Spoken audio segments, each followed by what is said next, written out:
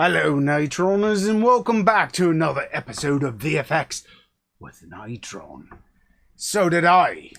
Well, today we're going to be talking about more distortion. I mean, it does seem like I'm a wee bit themed.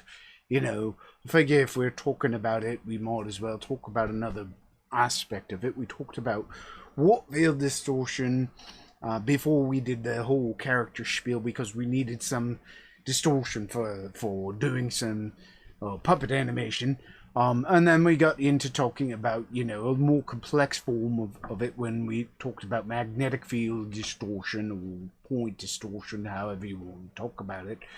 But today we're going to be talking about doing image-based distortion, and well, you might be saying to yourself, well, what do you mean? Well, couldn't we just take, you know, what we had and pipe it into and make something that's image based? Well, let's look at the results of what we're going to be trying to do, and then we're going to look at what the other ones do. All right, so let me bring us over into Natron right now. So here we are over in Natron. I'm seeing this, and you're saying to yourself, well, what? Who? How? I'm sure a lot of you are like, well, that's a really different type of pattern. How did you do that? And believe it or not, it's only a single texture too. Well, it's a single texture put through image-based distortion. And the image-based distortion did this extra bit, but you can see it's a pattern, or we've created a pattern using it. And you know, you might find using this. I'm not going to say this is the be-all end-all of patterns, but it just opens up the opportunity. And there's other things you can put images in it and do whatever. Anyhow, this is just an open backup reference version of the main project, just in case I'll make a boo-boo. All right, so we're back here. This is where we sort of left off last week, or last episode. No. Which was last week, was it? Yes. No, it was this past Monday, and depends on whether you consider, well, anyway, when the week starts for you. Usually Saturday's included no matter what, but anyway. Actually, that's not true, I suppose. Anyway, back to this. This is where we sort of left off on Friday, except for a wee bit different than you might remember. One of the things that we had done is we ran into a small problem, which was we couldn't get the alpha channel to properly display. This was our code at the end of everything, because we were having a problem. We couldn't get the alpha channel to display. Let's take a look at our image. So what we did is we took this radial, and I'm going to pipe the radial into this little bit here. This is where we left off, so to speak. We were just looking at a roto, and just so we can see the result first, here's our radial, and we're going to, let's boost this up a little bit so you can see, yeah, there's our radial right there, pushing through, distorting, magnetically distorting things from this center point area. All right, so this was our magnetic space distortion, but what and over here we had an example of what it was like if we had used if we go from here and we connect this up. This was warp field distortion, and we can see this is warping it, but it's not pulling it towards the center. Whereas, you know, with our magnetic field, it pulls it towards the center, but the problem we ran into was I ended up having to use, oops, oh, I didn't mean to do that. We ended up with something that looks like this. All right, so we started off with this, and we fed it down to this point here, and then we split it because I couldn't get the SE-EXPR in the time frame, because I had thought that what I had worked on was going to just work. And so we wound up with this as our code at the end, because the alpha script, if we put in just IS, Shift IS and hit return, we didn't wind up we wound up with an alpha channel coming through, but the alpha channel ended up looking weird, and we actually didn't wind up with what we had expected. So we ended up you know, I ended up scratching it, and we basically set this back so that the alpha script was 1, and then we took the mask and ran the original image in as a mask, which sort of did the trick. But I was really not happy about this because it meant that we have 2 nodes for what I feel should be a single node. And so I started thinking about it, and I was like, wait, I know how I might be able to. The problem was it wasn't properly pre-multiplying. So I thought to myself, well, wait a minute, I've done a whole thing on how to do pre-multiplication. I'll just do it over here. So this is actually the end result. Let me bring this back from 6 to 1 so we can see that this is what we had before, and this is the result using the single node. So what's the difference? Well, all I did is I took our alpha channel here, which is AS, which means AS stands for the alpha of the source, or the first source, as opposed to the 2nd through 10th, and use that. And what I did is I pulled it in up here in my RGB script, and I multiplied it, because that's what pre-multiplication is, against our UV and our U coordinates and our V coordinates, and lo and behold, it gave us this. And lo and behold, if we go down here and we were to pipe that in, and let's just, for the sake of this, connect it back up to this, which was our roto, which was this shape here. We did this weird thing. And we made this ultimately, and when we piped it into our old thing, we wound up with this. And just to prove that the new one works, we'll connect this up to the same spot, or we can just connect it up here because it's the same thing. And we'll just drag it from the old one, which was right here, over to the new one, and lo and behold, it works exactly the same, because the result of this and the result of this are 100% the same.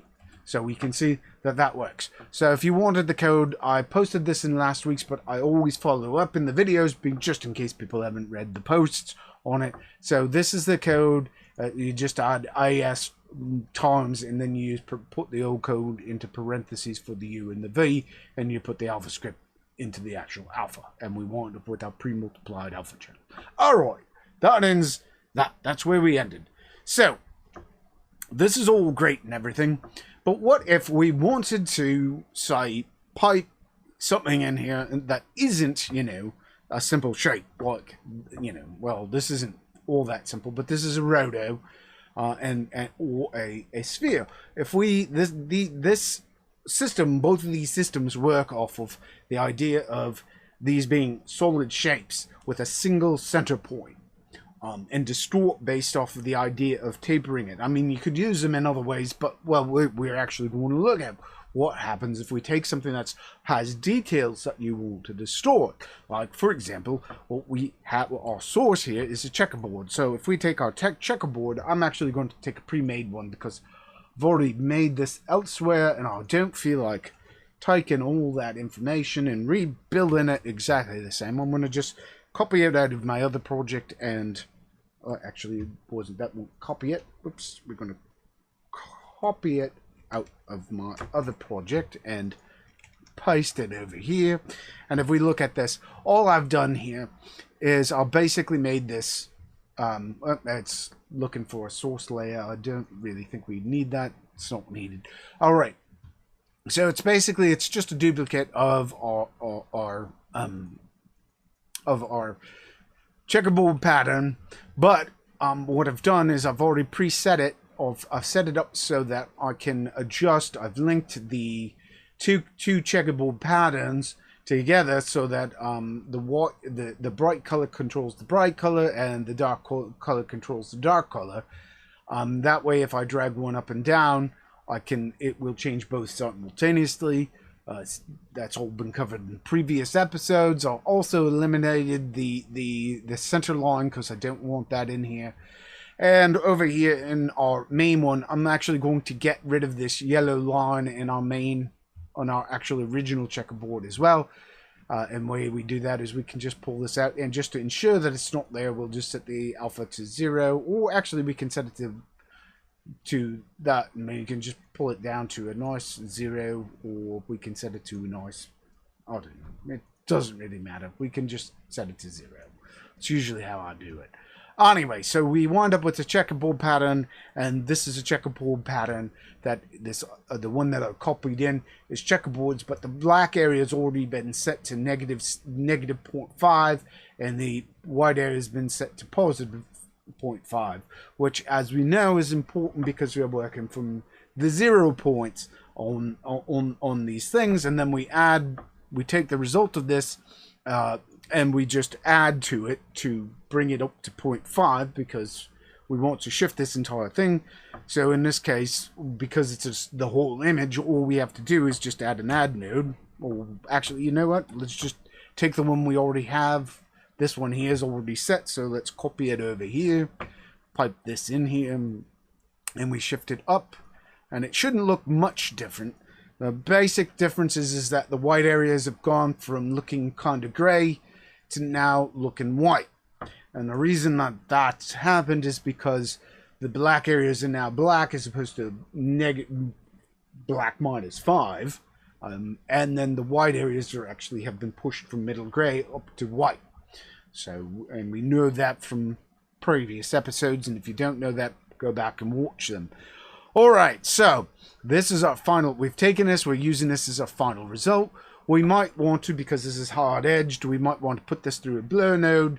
I'm trying to remember what I did for a blur for this. I think I'm just double checking. Actually, I didn't do any blur. I just piped it straight in just to see what it would do.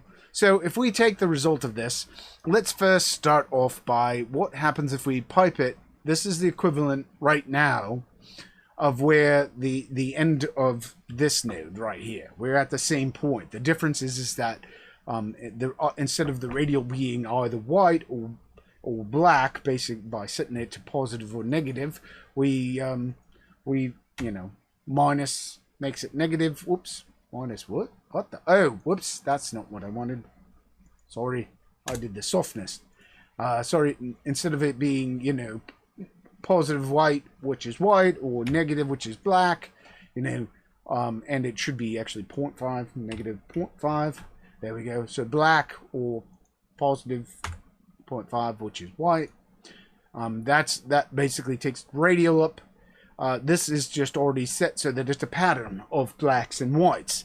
So we're going to use this to distort directly into our eye distort. Very much like what we had before, and we could change it so that we can we didn't give it a color, but we could give it a color here. If we put it in, this is going basically because it's white, it's going to positive values, as we know, push it with the eye distort, will push it towards the bottom left corner. So if we pipe this in directly in as our UV mask, what happens is we wind up with this thing where it's, as we can see. Oh yes, and we want there is one other thing that we might want to do, which is we don't have this set up to so that the alpha in this is white. So our alpha is coming through, which we don't want. So we do want to eliminate that. So what we'll do is here just put in a little shuffle and set that so that the alpha node is 1 there. And now when we view it, we should be able to, whoops, why am I not? Oh, there we go. So there we go. So now we can see what this has done, what the checkerboard has done in its default state. All right. And the biggest problem with this is we could adjust this up and down. I can pull this down so that the white areas are lower, or, or the black areas are higher, or whatever. But it gives us a general sense. Basically, the whole, whoops, I want to keep that at -5. There we go. All right. So we can see it's offsetting the whole thing. It's pushing one direction, the other direction, and we wind up with this gobbledygook mess. It's kind of interesting. It is a pattern. And it's a uniform pattern too. That's one of the nice things about using, going with UV. In fact, if we switch this over and just were to change, if we were to take this down to 0, we can make it so that it's 0 on the green here, and then we can change it so that it's we'll change it so it's 0 on the red. we can do some. Yeah, we can. Whoops, wrong way. I went the wrong way. There we go. 0 on red. It should give us something that's. Oh yes, and that's another problem, which is we need to set this to 1, and obviously 1. Let's set it to 1. That actually should have been set. Well, we'll set it to 1 there. There we go. That looks much better. There. That's what I was like. Why is it? Anyway, point is that we wind up with really interesting. You can create some interesting patterns with this, but it's you know it's sort of limited in what it's going to do, and it's you know it won't give us it's not pushing and pulling like with our other one. It's an interesting pattern, but it won't give us the pattern result I showed at the beginning of this. All right, so if that doesn't work, then the question becomes, all right, that doesn't work for that one. What can we do if we put it into the SE-EXPR? So for here, where we're taking it and we want to view it as on a UV, we want to take this. We actually want to.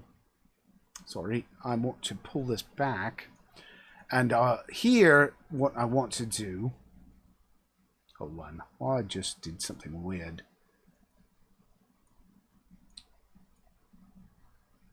Want that going. That source going there. I think. Right. What we want to do here, let's just reset this to, reset this, all dimensions. You know what? It's going to be easier if I just go here, and then we're going to take this to -5, and set this one to 5, and there we go. Oh, minus 0.5, sorry, 0.5, boop, there we go. All right, so that gets it back to its default. And that also gives us a 50% gray on the alpha channel, which I do believe is what we're going to want when we go into this SE-EXPR. Well, let's check it out. Let's put it in there, and we wind up with this pattern here, which looks a little weird, but you know what? Hey, it is what it is. Pipe that down into here, which winds up with that. Then we merge it with the gray, which puts it up like that, which winds up with this really interesting distortion. And then we wind up with this, and we go like that, and we go pop that on, and we wind up with this funky, kind of cool, zoomy effect. Because as we know, when we're doing center point pushing and pulling, which is what the magnetic distortion is doing, is instead of pushing in a direction, in a specific direction with the thing, we're pushing everything uniformly from the center point out. So what we wind up with is this pattern that sort of goes out, so it sort of looks like we're looking down at a really interesting pattern, and that's also cool. But it's also not the type of distortion we had before. We could never get either of those types of distortion with either of these two types of distortion. So what we're going to do today is we're going to be taking and we're going to pipe this thing into a different type of thing.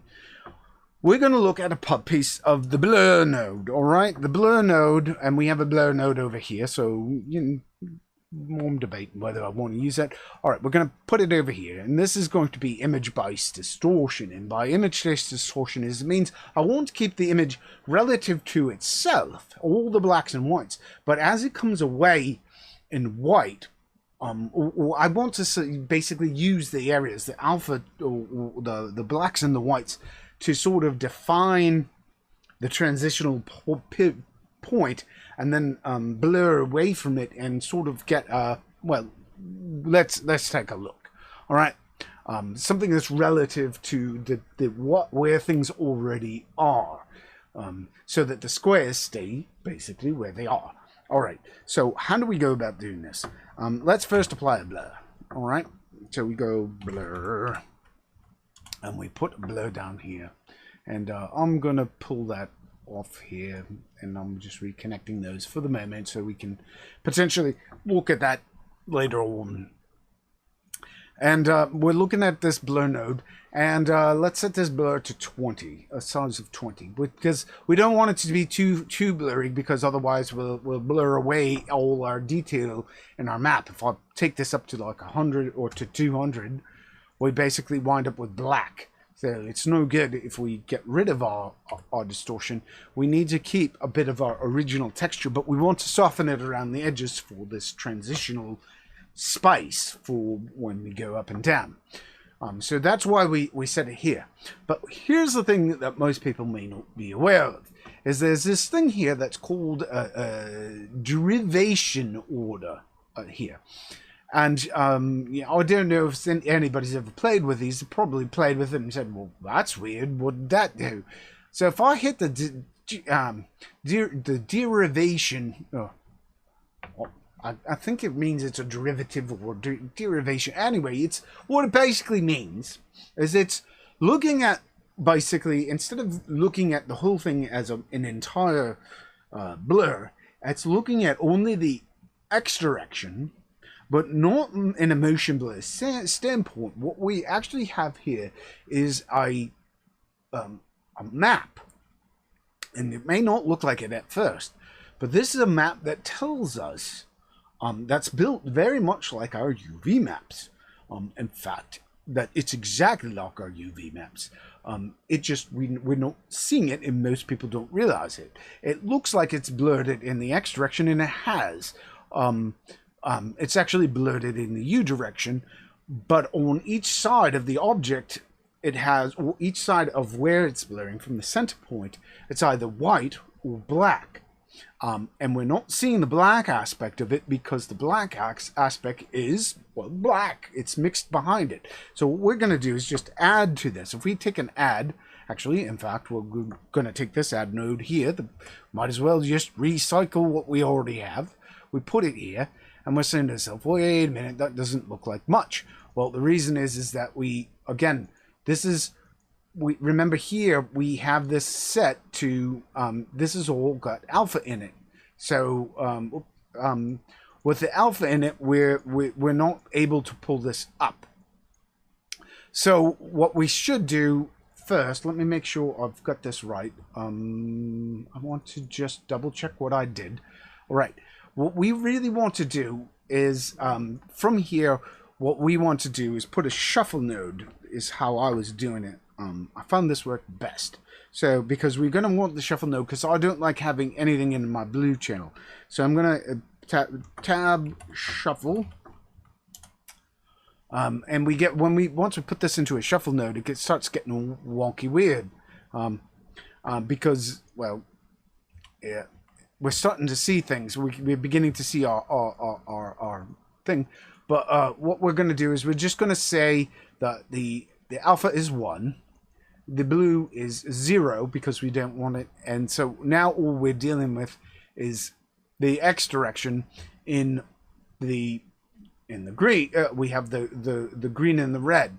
Well, we're looking at both. So the problem is right now we're dealing with X, which is, as we know, should be the U, which is the side to side, which means that should go into the red.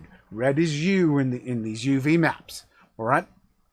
So what we really want to do is duplicate this blur. Actually, we don't want to duplicate it. I'm sorry. What we want to do is clone the blur. So we'll hit OK. And that didn't work because I didn't have it selected. OK. There we go. Wait a minute. No, it did work. Well, it just didn't show me the line. I didn't see the line. I don't know about you. All right. So we have this, and we're going to hook that up here. But when on the clone, what we're going to do is we're going to right click into the two derivation orders, and we're going to unlink them. All right. And what we're going to do is set the X1 to 0 here and the Y1 to 1. So when we go over to this one, we wind up with the up down. And then we're going to take our shuffle node, we're going to pipe that in with that blur node into our A. So what we wind up with here, in our shuffle node, we have to sit here and we got to tell our green channel that instead of coming from the B, which is our blur 2, we want to be coming from blur 2_3. which is the A. So we tell it we want the green from that, and we put it in there, and we wind up with this. So now if we go to our R channel here, we can see our X values, and actually let's go down to our add node so we can see the entire process together. Let's zoom in on this. And now if I go to my R, I can see that over here I have gray, and when it's to the left of the square, or the right of the square, let's see, yes, right will be black. Darks push it to that way on the U, and lights push it that way. Well, for you guys, sorry, it's reversed on the camera. For you, blacks are going to be pushing it that way, or darks are going to push it that way, lights are going to push it that way. Likewise, darks up down works. For the greens, the darks are going to push it up and the lights are going to push it down. So here we can see that because this is black, it's going to be pushing it, it's going to be pushing it that way for you guys. All right, and all right. So let's look over at the green, and we look at it, and we can see indeed here's up is the blacks and downs. So when we look at it as a whole, when we go off our thing, we wind up with this interesting image-based UV distortion that's based off of this. And some of you might be going, holy smokes, I didn't know you could do that. There's a whole lot of things we could potentially get out of this that you might not be, or some people might not fully realize is available. But here's the problem. One of the things is that this is very soft, and it's a real pain in the butt to constantly change and adjust these blur channels and the value channels. So what I recommend doing here is, before we do this add node, back while it's still at 0, 0, when we're working from the 0 point, to control the intensity of this whole unit together, for the intensity, like very much like our brights and our darks, to control this all together, what we really want to do here is add a multiply node. So I'm going to put a multiply node in here. And when I put the multiply in here, this is going to be our brightness value for this situation. So now I can increase it, and as you can see, what it's doing is it's multiplying both our brights and our darks. So when I go back to my add node and look at it, we can see it's intensifying it. So this actually controls the overall brightness and intensity. So how much it's going to distort based off of. All right. So with that, let's just set this back to its default of 1, because we've got our values. It's set to 0.5 and 0.5 there. We've got it coming into here.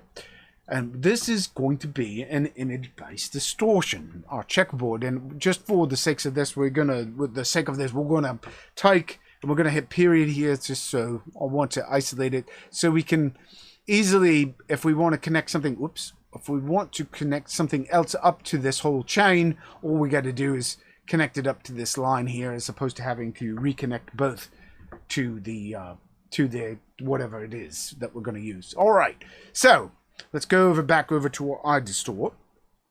All right, now our iDistort is currently using our let's go back and fit that. Our iDistort is currently using this whole right. It's using magnetic form distortion on that image map and coming up with this as a result. So if we take this and we pipe it into this add node, we should get something very different. So let's take and we'll connect it up, and now we get this thing where it's an interesting type of distortion. It's pushing it. We can, if we look at it, it's pushed it based off of these blurs. All right. So the key thing to understand is it's only distorting it inside of the region we have defined with this blur. All right. This blur defines where it's distorting in. All right. So if we change that blur space, the blur amount here, where's that blur? Why didn't that blur? Wait a minute. Oh, here it is. All right. So if we increase this, we can increase the area, but as you can see, if we make it too big, we lose our distortion altogether, because it basically made that nothing. All right. Which is why we wanted to keep it, instead of Well, hey, that was convenient. We're at 120. We just switch it back down to 20. So at 20, we're getting a nice soft blur, a plentiful blur for doing our distortion around the edges. All right. So now we want to control that blur, or just control that distortion using this multiply, as opposed to using the checkerboard itself. So this is what we're going to be using to control it. All right.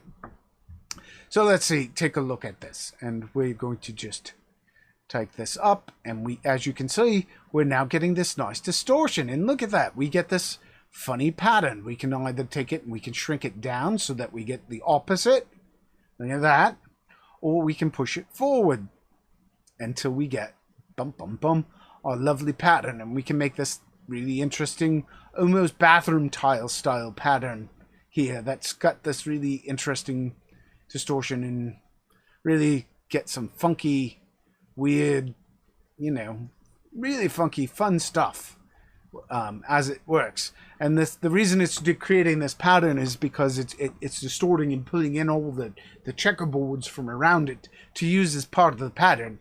And so if you pull patterns into this type of thing, you can get, if you think about this, or you can use this for almost kaleidoscope effects or other things like that, which could be kind of interesting. I'm not saying, you know, I'm going to leave that up to you, the user. Again, so today's thing, this was meant to be a really simple introduction to it, to introduce this as another type of distortion that people might be interested in. I'm also going to, I also wish to report at this point that I've also discovered, or I think I figured out what the broken project that I had originally had for the last one that I was trying to do for Metaform. I'm going to come up, I think I actually have discovered how to do Metaform in its actual state, and we may be discussing that on Monday. I want to show how to do Metaform Metaform distortion. So we're going to actually break that into two different things. So you have the magnetic style distortion, and we'll talk about Metaform on Monday, and I will actually show you how to build one using it. But I wanted to just talk about this because this is another type of thing. And as I say, you can pipe any type of image into this, any type of image. The key thing is you want to keep it simple, black and white, hard edges, sort of text could be a potentially interesting thing, or things that you might want to turn into really interesting patterns. And play with it. Just play. I can't tell you, there's just too many potential options. Part of the reason the checkerboard's nice is because it gives us a nice pattern, so you can actually see the effect and why it's useful for this type of stuff. And a lot of people don't know about it. Anyway, I'm repeating myself. So yes, that takes care of today's goal. And right. No, thanks for tuning in and watching another episode of VFX with Natron. And until next time, keep on Natroning.